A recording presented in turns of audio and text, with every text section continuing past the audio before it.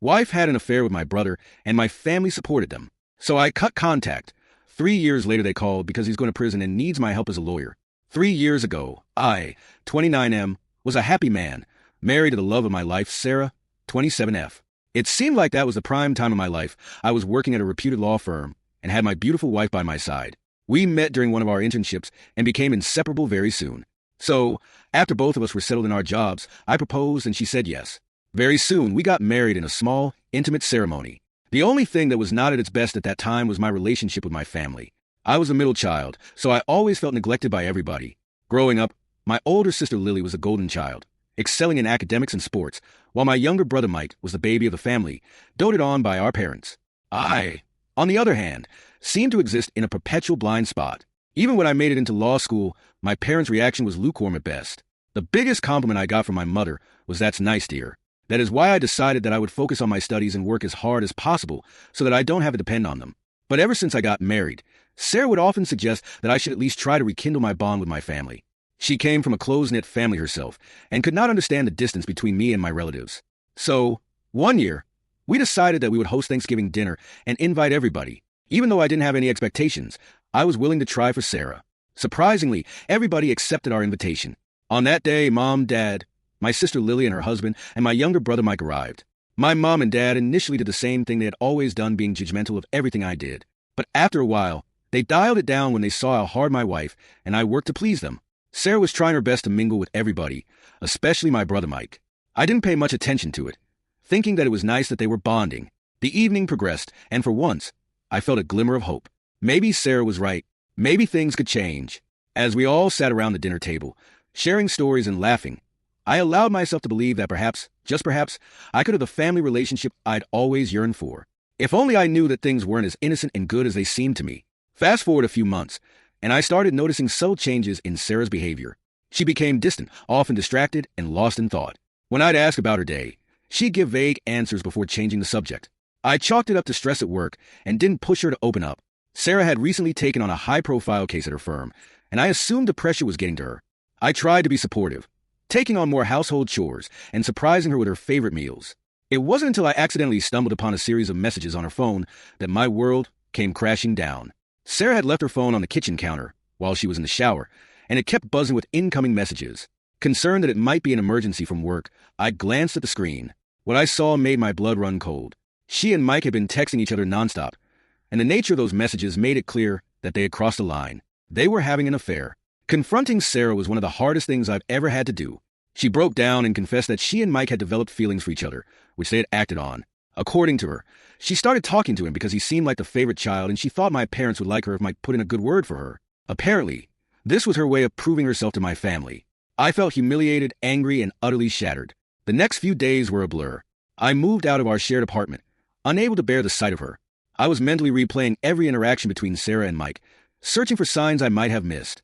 I even tried to reason with Sarah to understand her logic, but she refused to talk to me. Each time I called, I was met with a voicemail message. What hurt even more was my family's reaction. Instead of being shocked or disapproving, they welcomed the idea of Sarah and my dating with open arms. They told me that they would stay neutral in this situation, which angered me the most, because what could ever justify this? My parents, who were judgmental of every step I took since I was a kid, were somehow okay with this. In fact, they seemed weirdly excited about the prospect. I even remember my mom saying that it's for the best, and that at least this way, Sarah will still be part of the family. It was clear that they were more inclined to support Mike and Sarah, seeing their relationship as a sign of true love rather than betrayal. The divorce proceedings were quick and painless, at least on paper. Sarah didn't want anything from me, which was honestly a relief. I couldn't bear the thought of prolonged legal battles, of having to see her face across a courtroom. Within months, she and Mike were engaged, and the family was buzzing with excitement about the upcoming wedding. I felt like a 12-year-old kid again, alone and misunderstood in his own family. The betrayal cut deep, not just from Sarah and Mike, but from my entire family, who seemed to think this was perfectly normal behavior. On the day of their wedding, I packed my bags and left town. I didn't leave a note, didn't say goodbye. I simply disappeared from their lives. I moved to a different state, changed my phone number, and cut all ties with anyone who might connect me to my past life. It was a drastic move, but it felt like the only way to preserve what was left of my sanity. For the last 3 years, I focused on rebuilding my life. I threw myself into my work, taking on challenging cases and building a reputation as a formidable attorney. I made new friends and even started dating again, Slowly, the pain began to dull, and I started to feel like myself again. I thought I had finally put that chapter of my life behind me. My new life was good, not perfect, but stable and fulfilling in a way I hadn't thought was possible after everything that had happened. But life has a way of throwing curveballs when you least expect them. Out of the blue, I got a call one day, and even though the number wasn't saved in my contacts, I recognized it immediately, my mother's cell phone. I did not answer the call.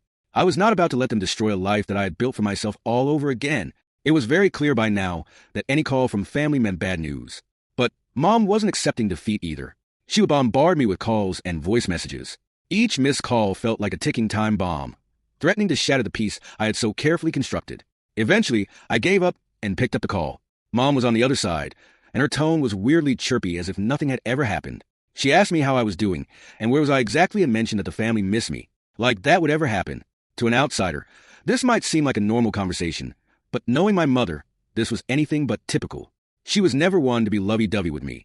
Our interactions had always been more practical, bordering on cold. So, her sudden warmth felt bizarre and definitely not genuine.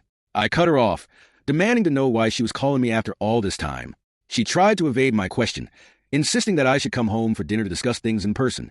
The mere suggestion of returning to that house, the scene of so much betrayal and pain, made my stomach turn. I firmly told her that whatever she needed to say, she could do it over the phone. There was a pause on the other end, and then she dropped the bombshell. Mike was in serious trouble. She explained that he had developed a gambling problem and had accumulated significant debts. In a desperate attempt to cover his losses, he had embezzled money from his employer. The police were now involved, and he was facing criminal charges. My family was in turmoil, and they didn't know where to turn. So, they were asking for my help, given my legal background. After hearing this news on the one hand, I felt like this was just karma, and he had this coming for a long time. The same brother who had betrayed me was now seeking my help, the help of the family member they had all but erased from their lives. But another part of me was concerned about my little brother. Despite everything, he was still family. I couldn't help but find it ironic that the only time my family remembered they had another son when they hadn't contacted in 3 years was when their favorite son was in trouble. It was as if I was nothing more than a tool to them, a means to an end. I felt a bitter satisfaction in knowing that they needed me, but I also felt the weight of the decision before me. Could I really turn my back on my family, even after everything they had done? Anyway, when Mom was done explaining everything, I simply said that I would think about it. She even asked me where I was exactly, and Mike could come to me, but I was not going to tell them my whereabouts so that they could knock at my door at every minor inconvenience. When that didn't work, she began to cry on the phone, practically begging me to help my brother. Her desperation was palpable, and despite everything, it tugged at my heartstrings. I reluctantly told her I would see what I could do, and then I hung up, feeling the weight of the situation pressing down on me. A week later, against my better judgment, I found myself standing in front of my childhood home. It felt surreal, almost like stepping back into a past life. Every fiber of my being wanted to turn around and leave, to find any excuse not to go back into that house. But I had made a commitment, and I needed to see it through, if only for my own peace of mind. When Dad opened the door, he looked like he was surprised that I actually came. I sat down, ready to discuss the case, eager to be done with this uncomfortable reunion as quickly as possible. I explained all the details to Mike and made it clear from the start that while I would help them find a competent lawyer for Mike, I would not be personally handling the case. My father, however, was not pleased with this. He made a snarky comment, saying something to the effect of, "Is this how you repay us for everything we've done for you? For making you who you are today?" When I got offended by that, my mom made a remark that it was my responsibility to help my family. That was the final straw. The anger and resentment that I had been holding back for years came flooding out. I laid out everything they had done to me, every moment of neglect and betrayal. I reminded them how they had always treated me as an afterthought, how they had dismissed my feelings and opinions, and how they had sided with Mike and Sarah without a second thought. I told them how their actions had left me feeling isolated and unloved, and how they had backstabbed me my whole life. My family looked shocked, as if they had never considered how their actions had affected me. But at that moment, I didn't care. I was done trying to make them understand, done trying to seek their approval or love. Without waiting for a response, I stood up and stormed out of the house. Mike and Mom probably ran after me, but I was too angry to care. Even though this confrontation was painful, it also gave me a strange sense of calm. I had finally stopped taking everybody else's opinion to heart and stood up for myself in a way I never had before. I did not care anymore about what Mom and Dad thought of me or what happened to Mike, because whatever they might go through, they had it coming. My phone was flooded with voice messages after that, and I knew that it was either Mom or Mike, offering their insincere apologies and pleading for my help. I ignored them all. I was determined to stay firm in my decision to maintain my distance. But days later, I got a call from another number, and I picked up, thinking that it could be work-related. But no, it was Sarah, my ex-wife. She started by apologizing, saying she was sorry for everything that had happened between us. It was the same kind of elaborate apology I had heard from my family, full of regret and self-pity. Sarah went on to explain that Mike was in deeper trouble than I might realize.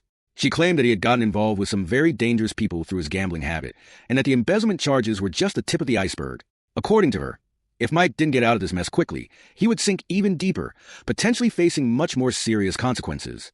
She pleaded with me, saying that as a lawyer, I was his best chance of navigating this legal mess. Sarah's plea was that I stepped in and helped Mike, not just for his sake, but for the family's. She argued that despite everything, we were still connected, still family in some way. She asked if I could find it in my heart to set aside the past, at least temporarily, to help them through this crisis. The idea of helping Mike, after everything, felt both right and wrong. Was it worth risking my own well-being to save someone who had betrayed me? And so, here I am, looking for any possible guidance from you guys. My family, who once ignored me, now needs me more than ever. But is it my responsibility to do so? Am I being selfish by wanting to stay out of it, or am I justified in protecting myself?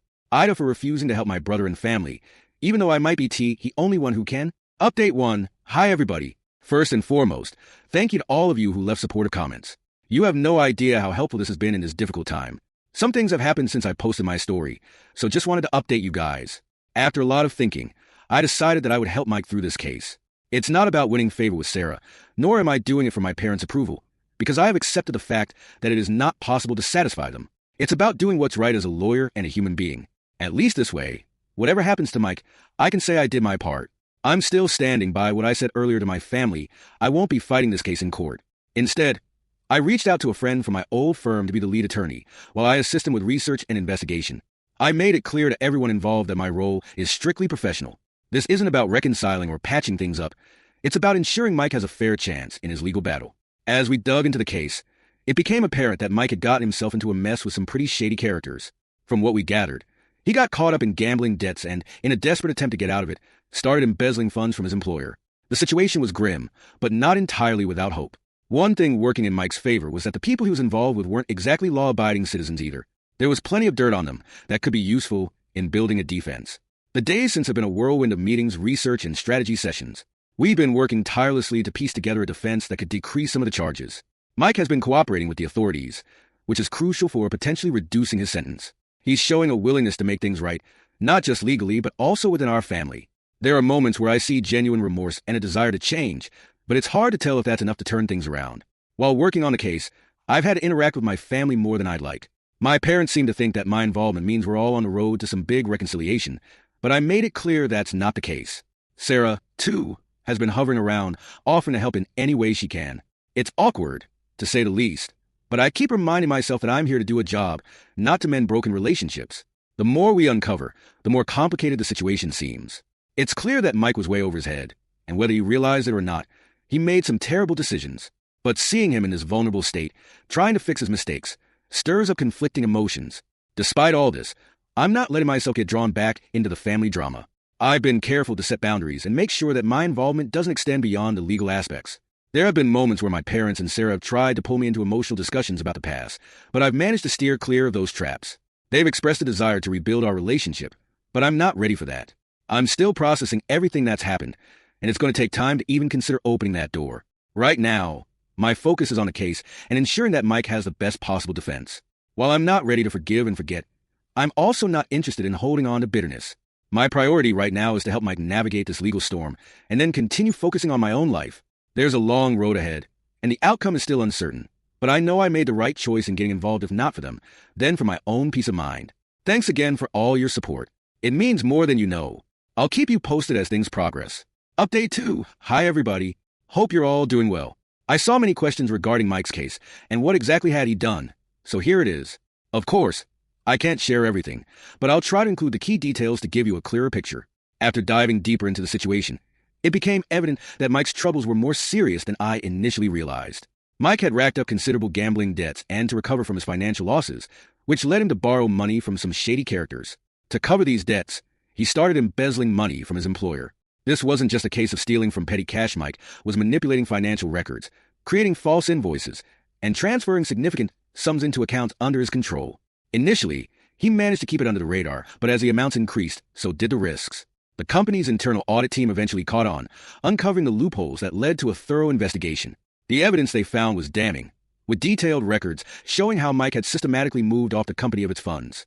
That led to him getting sued, facing charges of embezzlement, fraud, and potentially more depending on the outcome of ongoing investigations. The prosecution's case is strong, with a trail of digital and paper evidence that links Mike to pretty much everything. But this was not all. As I was skimming through all the evidence, I found out that someone else was involved in covering up the embezzlement. The shock hit me when I realized it was Sarah, my ex-wife. This felt like a sucker punch. Sarah, who had once been my partner, was now entangled in this scandal with my brother. I had to confront them both to get their side of the story. Mike looked lost, a far cry from the confident younger brother I remembered, while Sarah seemed defensive. They told me their version of events, describing a downward spiral of poor decisions and desperate actions. I was disappointed in Sarah, because the Sarah I knew was an honest, hard-working lady, and now I don't know what went wrong. From a legal standpoint, the case seemed straightforward. The evidence against Mike was substantial, and Sarah's involvement, while secondary, was still serious. My mind began turning over potential defenses and strategies, but none of them offered a clean solution. The best we could hope for might be a plea deal, possibly reducing the charges in exchange for cooperation. Adding to the pressure was my family's expectation that I would help. They seemed to see this as an opportunity to heal old wounds, to bring the family back together. My parents have been trying to use this situation as an opportunity to mend fences well. By parents, I mean Mom. Dad is still not thrilled about the fact that I'm not personally taking care of the case. But I couldn't forget that they had welcomed Sarah back into the fold without considering the impact on me. Now, they wanted me to fix a problem partly of their own making. Sarah has also been around, expressing concern for Mike and offering help. She seems to be dealing with her own guilt and regrets and has tried multiple times to have that conversation, but I have no interest in whatever story she has, especially now when she has become Mike's partner in crime. As we prepare for the trial, the atmosphere is tense. My family is anxious, hoping for a favorable outcome, but also dealing with the reality that Mike's actions will have consequences. I've had to remind them repeatedly that while I can help legally, I can't undo what's been done or change the past. The next steps would be crucial. Preparing for a potential plea deal, gathering character witnesses, and planning for the worst-case scenario. To everyone who's been following the saga and offering advice, thank you for your continued support. It's been invaluable in navigating this difficult time. I'll keep you updated as the trial progresses, and hopefully, the next time I write, I'll have more clarity on the outcome. Update 3. Hi everybody. I'm back with an update, and I think this would be my last one. Buckle up for a bunch of news, and believe me, the last one was unexpected for me too. So, let's dive right in. As you know, we were working hard on Mike's case, and the last few weeks have been a whirlwind of legal maneuvers. We're talking legal moves left and right in some pretty intense negotiations.